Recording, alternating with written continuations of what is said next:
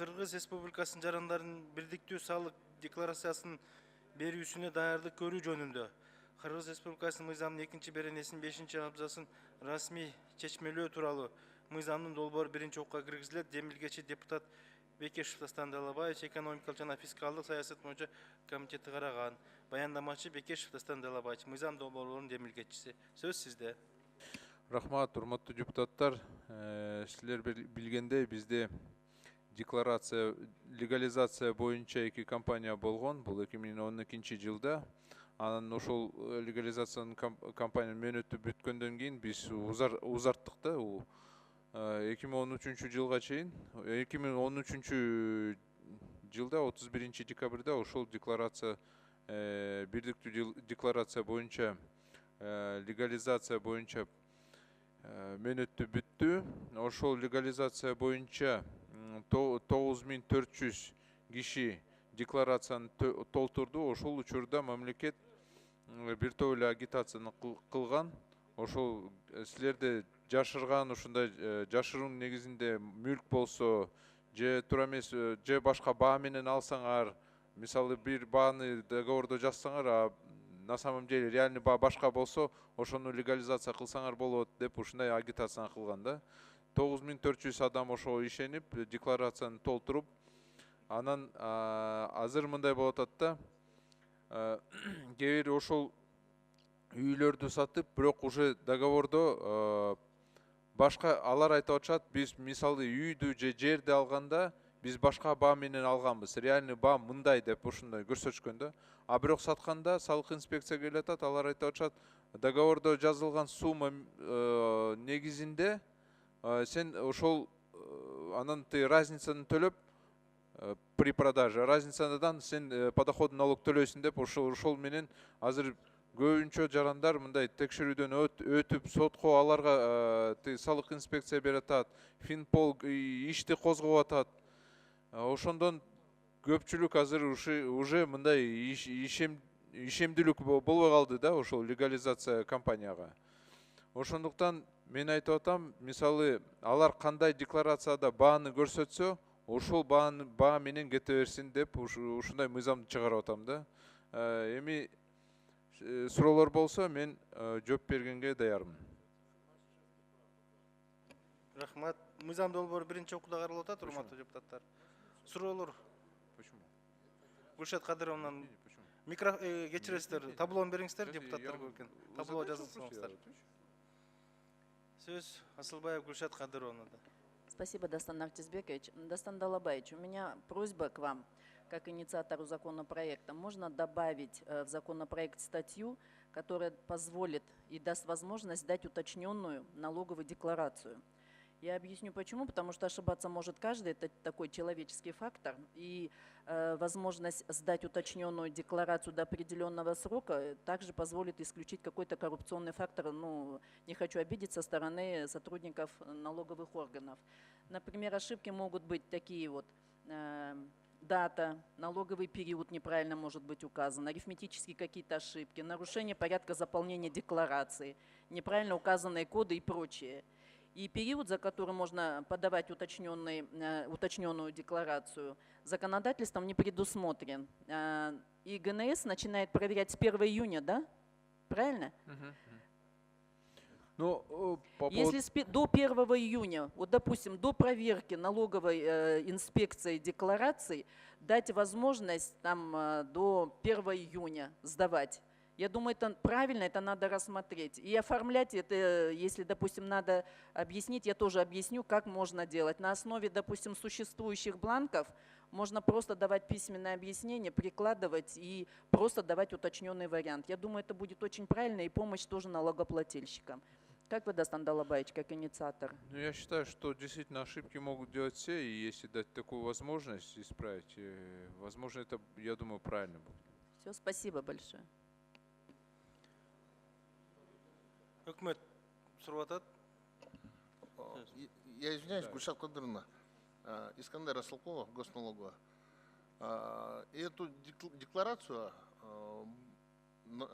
декларанты не представляли в налоговый орган, они лишь регистрировали их в государственных нотариусах регистрировали и заполняли в единственном экземпляре. И эти все декларации хранятся у них, у самих. Если это касается декларации, предоставляемой со стороны и муниципальных служащих, то этот закон, это два разных закона.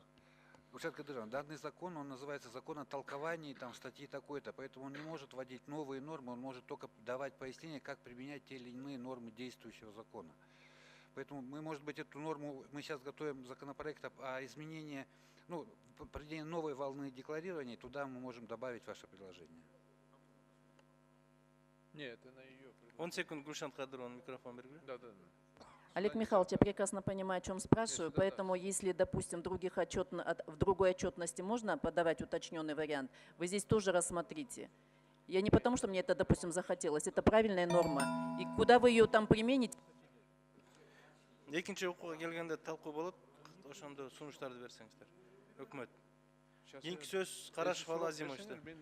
Рахмат, Дастан Рысбекович. Менде де суроо болуп атат да, мына биз көптөн бери айтып келебиз, мына биздин көмүскө экономикада ар кандай цифраны айтып атабыз.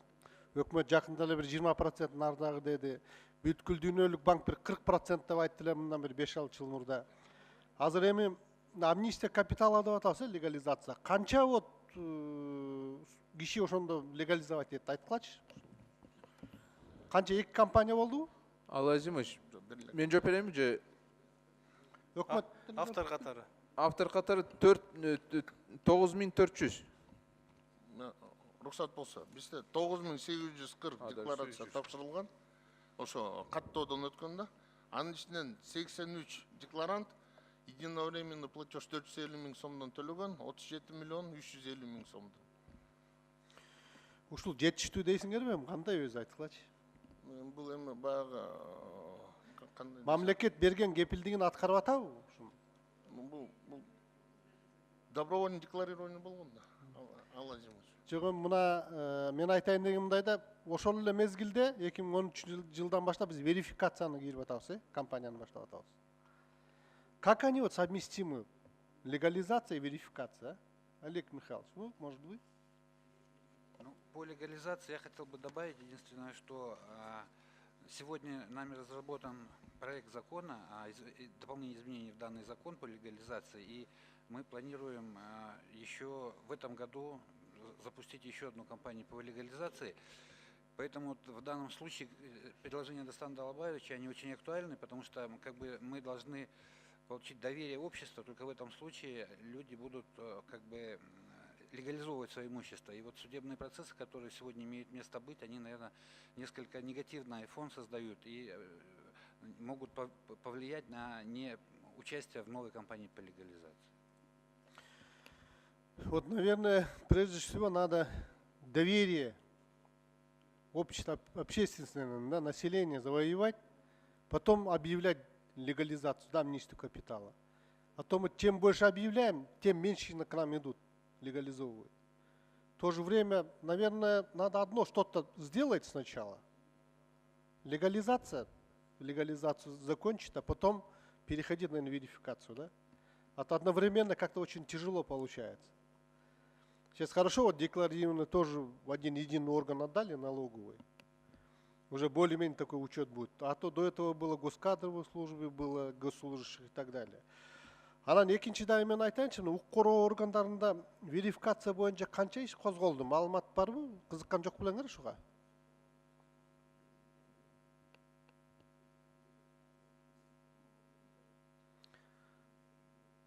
Жок пандай? Дастан Далабаевич, кызыккан жоксуз пандайга? Незаконное обогащение мындай деп. Жок, ошого мен чынында жок, маалыматым жок. Менимче мен калып айтат элем, ушуну да бир тактап, бир билип алсак да, азыр биз жөн эле мындай сөз менен эле болуп калып атабыз да.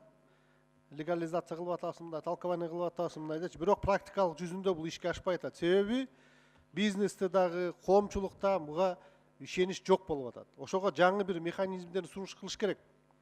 Олег Михайлович, прежде чем объявлять амнистию капитала, нужно разработать механизмы, чтобы доверие населения было, и тогда только объявлять и провести качественную легализацию. Алазимович, сиз туура айтасыз да. бул жерде мындай болуп калганда легализация кылып анан тиги азыр декларация толтурган кишилерди азыр соттолуп финполицияга алып барып ушундай болуп атат да. Конечно, эч ким ишенбейт. Рахмат. Кийинки сөз Бакиров Мирлан Исакбековичтен. Рахмат, урматтуу төраға. Дастан Далабаевич, мен тактоо иретинде эле даярдык көрүү жөнүндө болуп атат да, бул туурабы? Эмне боюнча? Бирдиктүү салык декларациясын берүүсүнө даярдык көрүү жөнүндө деп атасыз да? Ооба. Подготовка. Ооба. Качан толук кандуу өтөт негизи өзү? Жок. Бул кичине башкача маселе болуп атат да. Бул даярдык жөнүндө мыйзам бул легализация боюнча болгон да. А всеобщее декларирование боюнча бул 20-жылда күчүнө кирет да. 20 жыл. Түшүндүм. Бул легализация боюнча Ооба. бир болгон, бир мындай Легализациялар болгон, биз кабыл алганбыз да ошол. Түшүндүм. Рахмат. Рахмат. Кийинки сөз депутат Түлөндүбаев Паркат Разымовичте. Рахмат, урматтуу төрага. Дастан Далбаевич, мне к вам вопрос или правительству. Какое имеется официальное заключение правительства на рассматриваемый законопроект? Ну, у правительства еще пока заключение свое не давало. Ну а вообще мнение? Я бы хотел услышать. Я думаю, ко мнение второму чтению мы обязательно узнаем. Тут есть позиция разных государственных органов, она немножко разная. Допустим, налоговая служба, она против, Министерство экономики, она за. То есть и Министерство экономики раньше даже разъяснение давало, однако, несмотря на разъяснение Министерства экономики, в отношении тех, кто декларировал имущество, в отношении них были поданы со стороны налоговой суды, возбуждены были уголовные дела. Спасибо. Понятно. Спасибо. Рахмат. Кийинки сөз депутат Мамутов Талант Турдумаматовичте.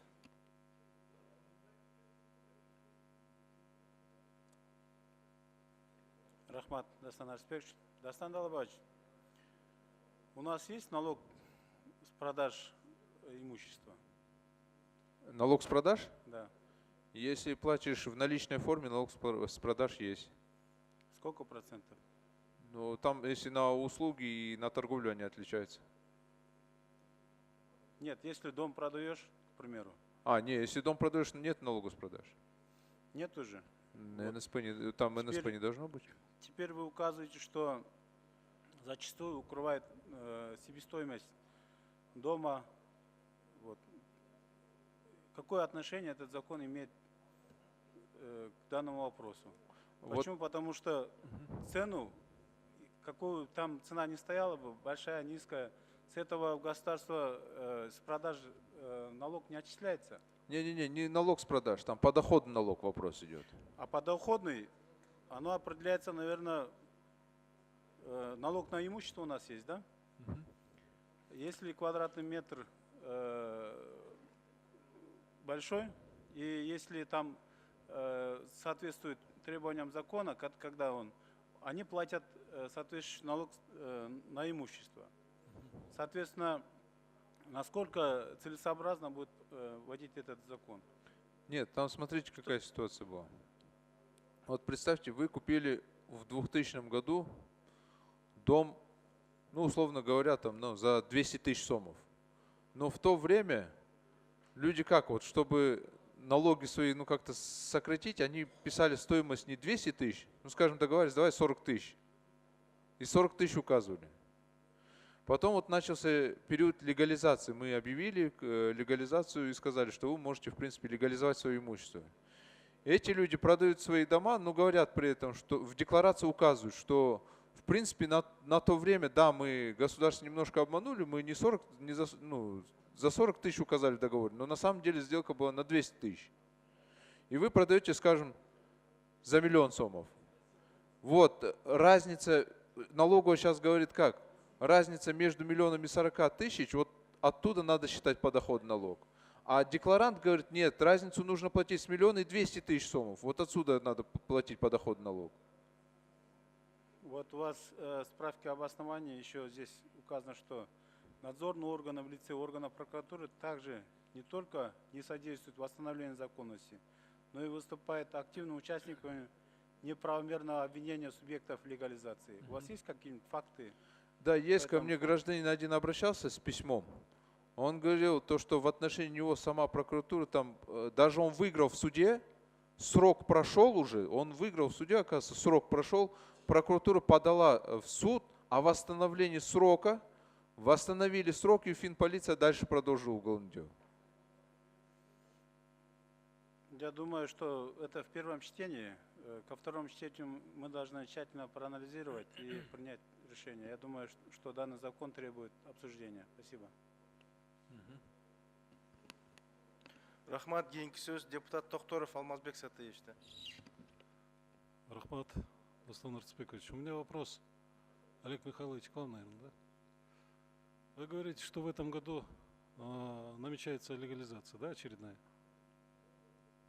Да, соответствующий законопроект мы разработали. Сейчас проводим процедуру согласования с министерством и ведомством, уже заканчиваем. Если она будет поддержана в правительстве, то, вероятно, мы запустим данную процедуру. Но вы ознакомились с справкой и обоснованием этого законопроекта? Да, конечно. И как ваше видение, вот это то, что вы в этом году будете проводить легализацию, будут легализовывать люди или как? Какой смысл легализовывать, если здесь все это игнорируется соответствующими органами? Какой смысл? В этой связи мы и поддерживаем законопроект, который Дастан Далбаевич вносит, чтобы таких вот нюансов, когда закон имеет неоднозначную трактовку, чтобы он не применялся не в пользу субъектов легализации. Это для того, чтобы повысить доверие людей, которые хотят легализовать свое имущество. Дастан Далбаевич, сізге сұрау да? Ошол жаңағы легализация, кто легализовал свое имущество? Вот вы говорите, органами прокуратуры все это игнорируется, да? Нет, не органы прокуратуры. Я говорю, что иногда органы прокуратуры, наоборот, помогают вот, финполиции обжаловать, подавать. Ну это в судебном порядке можно же обжаловать, да? Ну, смотрите, вот один случай, вот мне один гражданин написал. Он пишет так: в суде я выиграл против налоговой. На меня уголовное дело возбуждали в финполиции. Там, говорит, практически я тоже выиграл, но потом сроки пропущенные были, все. По идее, я должен был остаться при выигрыше, вот решение в мою пользу. Приходит прокуратура, говорит, вы почему? Начинает наезжать на финполицию, вы почему просто сидели? Начинает сама обжаловать срок и восстанавливать срок для подачи еще раз в суд для вышестоящего органа, ну, вышестоящий суд. Нет, Дастан Далбаевич, мой вопрос, Да. суть моего вопроса в другом. Они обжалуют по срокам, а по сути они же опять же проиграют, правильно, по идее? Ну, сейчас еще до Верховного суда некоторые дела, наверное, доходят. Честно говоря, уже есть люди, проигравшие уже. В Верховном суде даже. Вот сама декларация, вот когда легализация идет, в 2 экземплярах все это заполняется. Один Да. остается у клиента, второй в хранилище, в госнотариусе остается, Да. правильно? Да.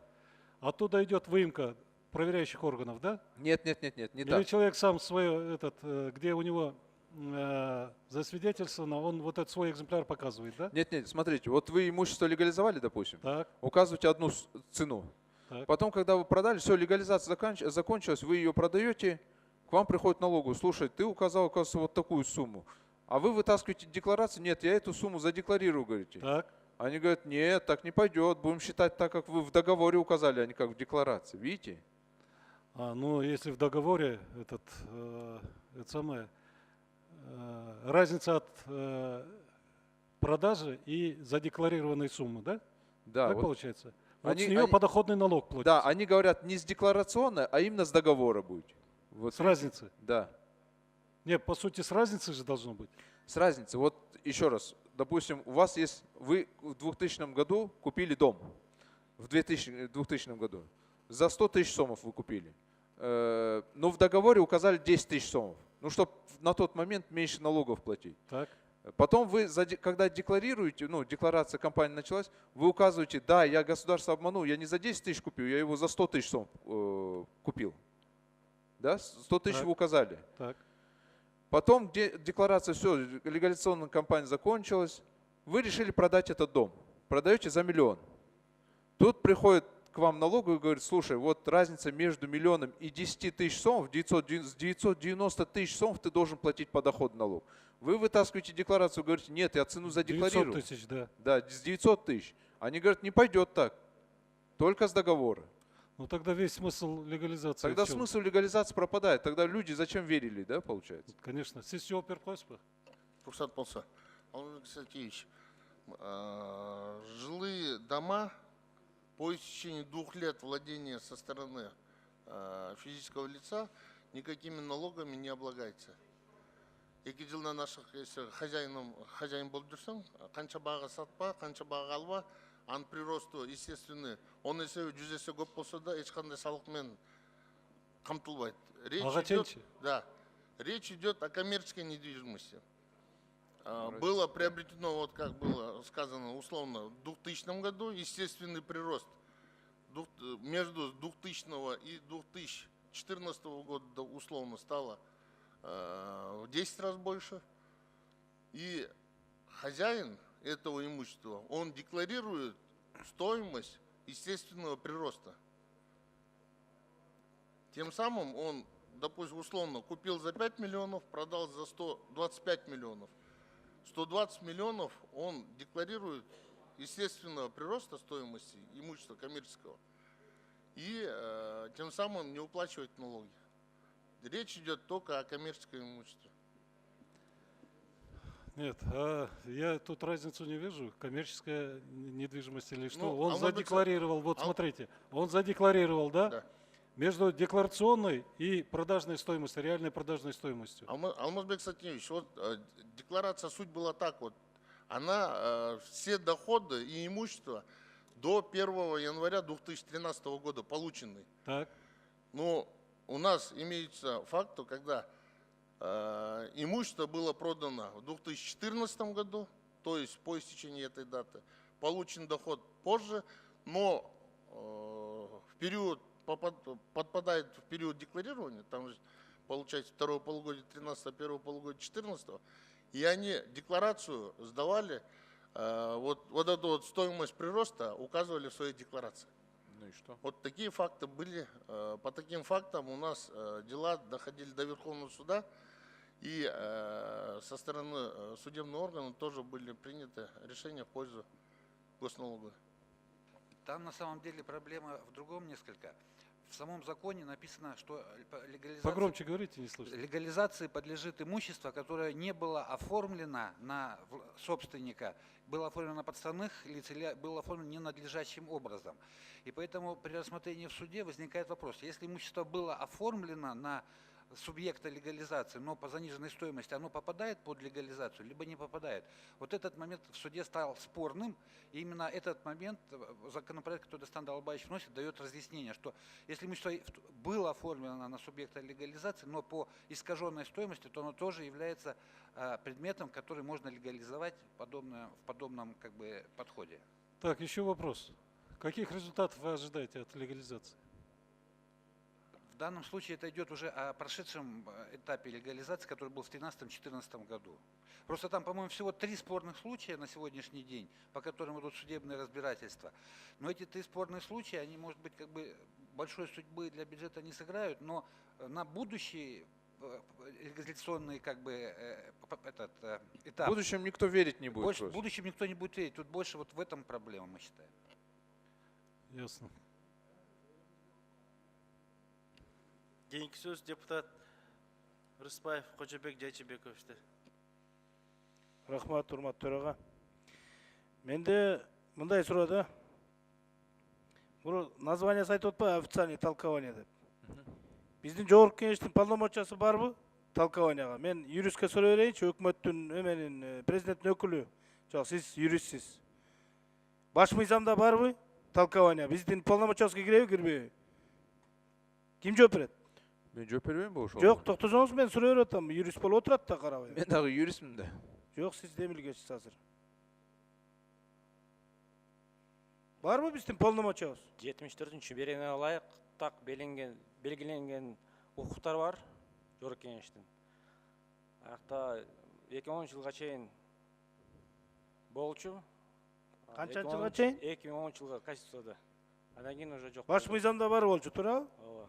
Официальный толкование биз кыла албайбыз. Ошон үчүн ким жооп берет? Мына өкмөт. Силер азыр даже заключение берген жоксуңар. Баш мыйзамда жок деп президенттин өкүлү айтып атат. Биздин полномочияга кирбейт. Жок мындай официальный толкованияны кыла албайбыз биз. Алым салынган бул норма. Мен азыр жооп берем. Сиз кандай дейсиз, Дастан Далбаевич? Вот ошол боюнча мен жооп берейинчи. Вот, уважаемый представитель президента, вы скажите, в Конституции же написано, Жорж Кенеш имеет право принимать законы. Дастан Далбаевич, я Нет, не нет. как представитель президента, а как бывший заведующий юридическим отделом Жорж Кенеш хочу сказать, что в 2013 году... Нет, подождите. Нет. Жорж Кенеш Максат может Ислянович, принимать законы, имеет же полномочия? Вынес закон на обсуждение Жорж Кенеша о толковании, официальном толковании определенного закона. Хорошо. Было решение Конституционного комитета, тогда была Скрипина Галина Анатольевна, председатель комитета, и как раз они вынесли решение, что не может Жорж Кенеш проводить официальное толкование. На основании этого юридический отдел аппарата Жорж Кенеша после этого ни один проект закона о официальном толковании не регистрировал. Вот я вам сейчас теперь логику юридическую объясню. По Конституции парламент имеет право принимать законы, правильно? Правильно? Теперь смотрите. Название этому закону, какое хотим мы даем, это уже право инициатора. Это же название закона.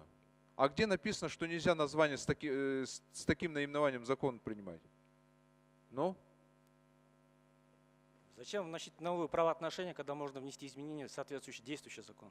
Нет, вы скажите, вот где написано так? Вот почему мы не можем назвать его хоть об официальном толковании, неофициальном толковании? Это же наше право. Я вам рассказал историю, как бывший Да, заведующий юридического вы не отдела. историю. Не, юридически ответьте, где запрет? Указать в названии об официальном толковании. Где запрет? Вы неправильно толкуете законы.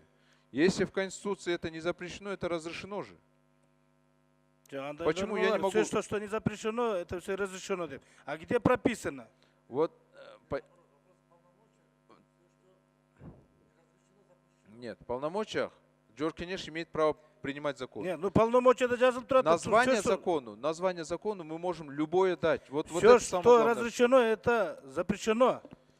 Закон можно хоть... Ооба, мен түшүнүп атам аны. Вот Кожобек Жачибекович. Почему вам, например, не внести дополнение изменения? Например? Почему официальным, например, Жок, сиз толкованияны киргизип атасыз? Ошого каршы болсоңуз биз экинчи окууда өзгөртүүлөрдү киргизели, мейли, анын проблем жок бул жерден. Просто мен бир нерсени айтып атам да, мен даже биздин юридикалык эмен правовой экспертиза бүт баарын чакырып биз сүйлөшкөнбүз. Эмнеге Жорж Кенеш аталышыны ушундай койгонго уруксат жок деп. Запрет жок-то. Биз каалаганча биз как захотим же назовем закон. Хоть о погоде, хоть о любви, там, да хоть как назовем его. О толковании. Ну такого нет уже, хоть так как называй, короче, так и выноси деген жок. Как такого нет? Запрет жок-то. Нет, ну полномочияга кирбейт бул. Жок, закон о нормативных правовых актах. Жок запрет. Нет, Дастан Далбаевич, давайте баардыгын тең норма менен алып келели да. Ошону эле сурап атабыз биз. Тогда надо в закон о нормативных правовых актах написать, что с названием об официальном толковании законы нельзя принимать. Ушуна жазыш керек да? Бул эми 2010 жылы алып салынган да. Жок, алып Сиз да салганда билесиз да муну. Запрет койгон жок да андай. Кожобек Жачибекович. Мен айтып атам го, аталышын кандай койсок, бул биздин укугубуз. Ошону айтып атам. Бул аталышы да, аталышы кавычкада жазылып тургат. Об официальном толковании. Почему нельзя так назвать закон? Я задал вопрос. Юрист мурунку биздин юристке жооп берди. Ну, өзүңүздөр соответствие келтириңиздер мунучу. Не, керек болсо экинчи окууга өзгөртүүлөрдү киргизебиз, мейли, анын проблем жок. Просто мен түшүндүрүп берип атам да, мен юридикалык катары. Мына даже юрист не может ответить. Нету Жорж Кенештин полномочиясы жок толкованиягачы. Мен ошону айтып атам сизге. Жок, полномочия жок, туура айтасыз. Атайын полномочия жок. Мен айтып атам башканы. Аталышынын катары ушундай жазса болот. И мына юрист даже айтсынчы, можно ли мы есть ли запрет на наименование, ну, название так закона указано? Алып чыкпайсызбы, изменение, дополнение укугубуз бар да. Алып чыгаңыз анда. Хорошо, экинчи окууга өзгөртүүлөрдү киргизебиз, проблем жок анда. Хорошо. Рахмат. Экинчи микрофон процедурдамыз. Дастан Асылбек, мен кечирип сурайм, процедурный эмес, мен ошого бир эки ойду айтып коеюн дедим да. Жогорку кеңештин полномочиясын расширенно толковать эткенибиз болбойт. Жазылган полномочиядан аша чапканга закон уруксат бербейт. Бул жерде все, что разрешено, то, что не разрешено, запрещено деген норма иштейт бул жерде. Бул биринчиден. Экинчиден толкование бул башка правовой норма. Закон, принятие закон башка, толкование закон башка норма. Буну азыр бул маселе мурун деле көтөрүлгөн. Талкабат эткенге жогорку кеңештин укугу жок. Жазылбаган полномочияны биз колдонгон укугубуз жок. Ошондуктан мен айтам, бул мыйзамды кайтарышыбыз керек дагы, закон изменение деп туруп, ошону башка формада алып чыксын. Ошондо биз законду бузбайбыз, конституцияны. Рахмат. Азыр оюңузду билдирет. Кийинки сөз Бакчы Жанибек Абдукапаровичте. Рахмат. Уважаемые коллеги, я считаю, что законопроект Дастана Далабаевича абсолютно правильный. Он на сегодняшний день вносит ясность в ту неразбериху, которая образовалась вот в правительстве и в толковании, и в разъяснении норм закона о легализации. На сегодняшний день правительство в лице Госналоговой службы фактически дискредитирует, на мой взгляд, власть и по-своему толкует нормы этого закона. Если говорить конкретно, то на сегодняшний день по конкретному факту, Олег Михайлович, разъяснение 4 комитетов Джуруккенеша. Один из них прошлого созыва, это комитет по фискальной политике, и нынешнего созыва комитет по фискальной политике. Галина Анатольевна Скрипкина дает разъяснение Конституционного комитета, и после нее Кудуранова дает такое же разъяснение. Имеется заключение Палаты налоговых консультантов. И самое главное, имеется разъяснение автора этого законопроекта, это Министерство экономики, в котором за подписью заместителя министра Тумимбаева в 2015 году полностью поддерживается та трактовка статей закона, который работает в пользу граждан. Однако налоговая инспекция в судебных инстанциях при поддержке прокуратуры выступает фактически против своего населения, она дискредитирует эти законы. Да? И если мы сейчас не внесем эти поправки, то предстоящая легализация новая, которую вы планируете, ну, грош ей цена. Я предлагаю на будущее сотрудникам налоговой инспекции предусмотреть их ответственность за подобную дискредитацию. Рахмат, ушу менен суроого талкууга жазылган депутаттар жыйынтыкталды. 6-чы микрофон. Урматтуу төрага, мен кечирим сурайм, мен бир аз кошуп коеюнчу ушуга ойду. Эгерде бир орган болуш керек да баары талкабат эткен закондучу. Эгерде жогорку кеңеш принимать этип, анан кайта ошону талкабат этип бере албаса, бул логикалык нерсе да. Анан биз алып салганбыз конституциядан деп, конституциядан мейли алынып калыптыр ал пункт. Бирок конституцияда жазылган жок да, жогорку кеңеш не имеет право толковать десе, анда мен кошулам айткандаргачы. Бирок коллизиялар болуп атпайбы мыйзамда? Мен да мисалы башыман өткөзүп атам да. Мисалы биздин коомдук фонду бар. Бир жерде жазылып калган коомдук фонду прибыльдан налог төлөш керек дейт. Бирок априори коомдук фонддо кайдагы прибыль? Ал жерде эч ким прибыль кылып чөнтөгүнө салбайт да. Ошо менен дайыма налоговый менен коомдук фондулар дайыма чатакташып жүрөт да. Бирөөбүз айтат, бир кодекске ссылаться этет, бирөө бир мыйзамга ссылаться этет. А эгерде ошону толкование кылып берип койсок, биз өзүбүз кабыл алгандан кийин. Бул жакшы нерсе да, бул мыйзамдын аткарылышына, жакшы аткарылышына биз өбөлгө түзүп бербейбизби? Мунун эмне зыяны бар, мен түшүнбөй атам. Мунун эмне бул кемчилиги бар, мен түшүнбөй жатам да. Мыйзамды толковать этип берип койгонубуз эмнеси жаман? Бул жерде бир саясий бир нерсе барбы? Эч нерсе жок да. Түшүнүктүү нерсе. Эгерде конституцияга жазылса, жогорку кеңеш не имеет права толковать закон десе, анда мейли. Жогорку кеңеш, мне кажется, как раз тот орган, который занимается толкованием закона вообще-то. Логикалык нерсени биз талашып атабыз да. Рахмат. Экинчи микрофон. мааниси боюнча эч кандай каршылык жок. Закон об изменении деп туруп законго жазып коелу. Ошо менен битет бул. Анан запрещено деген жок деп многочо жок дейм. Запрещено жок экен деп ертең митингге чыгалы, же башка жакка баралы, же башка иштерди кыла беребизби? Бул полномочия келгенде жазылбаган полномочия запрещено болот. Все, что не разрешено, запрещено деген норма иштейт бул жерде. Ишенип койгула, мен 24 жолу депутат болуп атам, мен билем бул норманы. Закон об внесении изменений жазып койсок туура болот. Азыр мы просто расширяем свои полномочия. Вылезаем за пределы своих полномочий. Рахмат. Урматтуу Дастан Далабаевдин микрофон бергиле. Берекевич.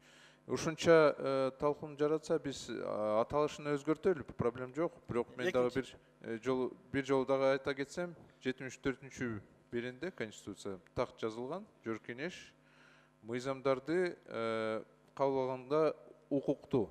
А мыйзамдын аталышы кандай болот? Бул андай запрет жок да, хоть о добре, хоть о любви, хоть о толковании, хоть как мы назовем. Экинчи микрофон. Рахмат, СДПК Сулпукаров. Өзү Дастан Далабаев сизге кайрылам. Өзү билесиздер, 2010 жылга чейинки Конституцияда бизде Жогорку Кеңешке баш мыйзам уруксат берген.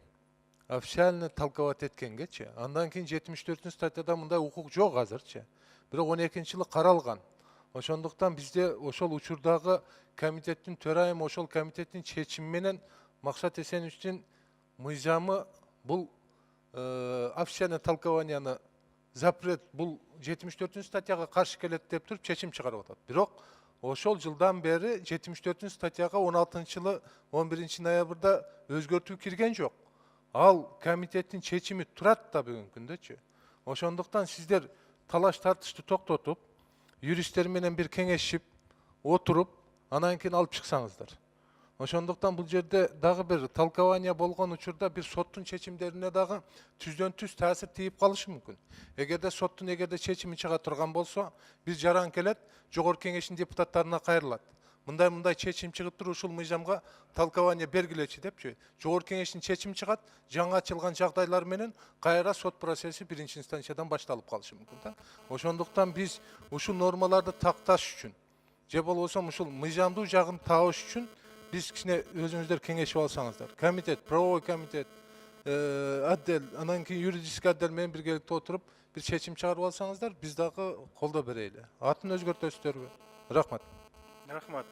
Дастан Далабаев, сунуштар келип чыгып атат. Эгерде макул болсоңуз, күн тартибин алып туралы, анан аталышы боюнча өзгөртүп келип, азыр токтоп туруңуздар. Атын өзгөртүп алып кирсеңиз, каршылык жокпу? Биринчи окууда биз эми концепцияда биз биякта өзгөртүүлөрдү кыла албайбыз да, регламент негизинде. Экинчи окууда мен макул болдум, өзгөртөбүз эмени. Жок, азыр кайра артка алып, комитеттен карап кайра алып кирсеңиз. Кайра артка алганда аны отзыв кылыш керек. Сунуштаганча дагы 6 ай өтөт. Андан көрүп биринчи окуудан өткөрүп, экинчи окууга биз өзгөртүүлөрдү киргизели. Ушундай тура эле болот го. Өзгөртсө болот го. Экинчи окуудан артын кантип өзгөртөбүз? Өзгөртөбүз, проблем жоктан. Концепцияда, бул идеяда. Идея макул болсоңор өтөт, концепциясы өзгөрүп кетет да. Сиз макул болуп койсоңуз, артка алып туруңуз, кайра өзгөртүп алып кирсеңиз. Жок, алганда анан кантип мен сунуштайм буяка? 5-чи микрофон процедура. Рахмат. Дастан Арыспекович, 6 ай жөнүндө айтат. 6 ай эгер өтпөй калса, 6 айдан кийин алып келсе болот. Экинчи жолу. Ал эми биз жөн эле чакыртып алса болот да бунучу. Жерде маселе болбойт менимчечи. Ошондуктан добуш берип эле жыл болсом өзүнүн сунушу менен артка тартып турса, анан каалаган учурда киргизсе боло берет. Ошол сунуштан азыр алып турса, артка комитеттен карап, кайра жакынкы күндөрдө алып келсеңиз. Жок, комитет ишке кыла албайт да биринчи окууда. Ошону айтып атам да, регламент негизинде өзгөртүүлөр болбойт комитетке. Дастан Далабаев, анда кое берем, өтпөй калса... Хорошо. Өтпөй калса өтпөйт. Хорошо. Хорошо, анда. Просто өзгөртө албайбыз да. Жок, азыр артып калсаңыз, кайра өзгөртүп алып келсеңиз болот, Дастан Далбаевич. Комитеттеби? Регламент, регламент жол берет. Вот бияктан сурасаңыз, Регламент жол берет. Комитет, вот биз ушундай кылалы десе, комитет эч качан уруксатты бербейт экен. Концепция все, ошол менен өтөт да. Вот биякта бирөө айтып койсунчу аппараттан. Дастан Далбаевич, сиз макул болсоңуз, алып турсаңыз артка. Жок, мен макулмун, бирок айтсынчы бирөө болобу ушундай комитетти өзгөргөнгө? Вот, мына айтып. Жок, 15 күн сайтка илинет кайра, 15 күндөн кайра алып киресиз. Жок, 1 ай. Бир ай, Дастан Далбаевич. Алып киресиз 1 айдан кийин. Андан көрө лучше жокко чыгарып, эсек бирөө каршы болсо каршы эле бере берсинчи, а то. Меңиз анда убакыты жөнүнө кетирип анда автору каршы болуп атат, урматтуу депутаттар.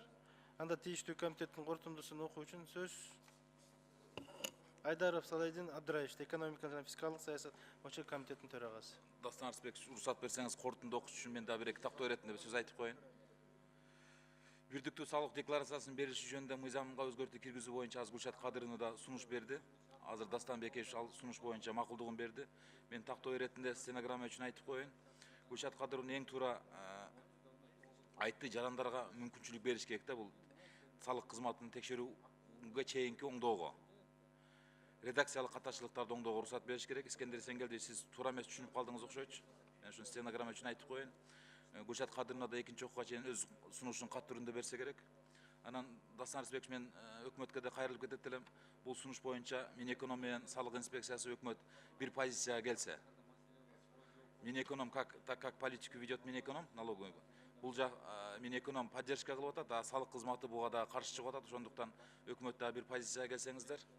Анда комитет төмөндөгүдөй корутундуга келди. Кыргыз Республикасынын жарандары тарабынан бирдиктүү салык декларациясын берилишин даярдоо жөнүндө Кыргыз Республикасынын мыйзамынын 2-беренесинин 5-абзасына расмий түшүндүү тууралуу Кыргыз Республикасынын мыйзам долбоорунун концепциясы жактырылсын жана биринчи окууда кабыл алуу Кыргыз Республикасынын жогорку кеңешине сунушталсын. Рахмат, мыйзам долбоор добуш берүүгө жөнөтүлөт.